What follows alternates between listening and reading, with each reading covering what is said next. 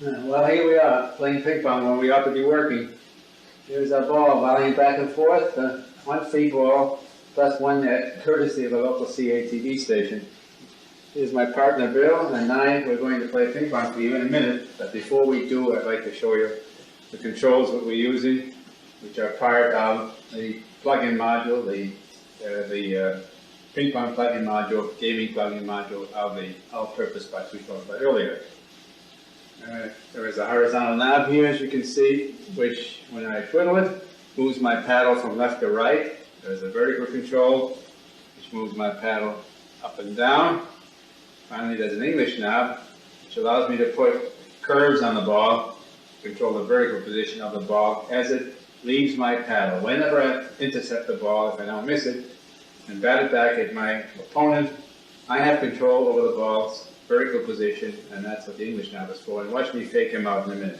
There's another control here, a serve knob, which puts the ball into play, serves it from my side if it's out of play, on my position, if it should go out of play. In Bill's position, he's got the same kind of a button right here. He pushes it, and the ball comes in from that side. Ready? It's on your side. It's on my side? Okay, let's go. Let me move away from the net a bit. Here we go. A 1, a 2, a 3, and down I go. And up I go, and down I go. And watch me fake him up.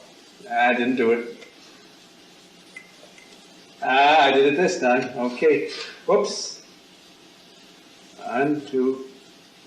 You want to score, Bill? Sure. Okay, 1-0. Here we go. Up and down and up. He's getting tricky. Missed it. 1 up. Keep it on the table, Baer. Here we go. Fake you out again. 2-1. We'll play up to 5. Huh? Good show. Get closer to the net. Make it a little faster. Well, 2 up.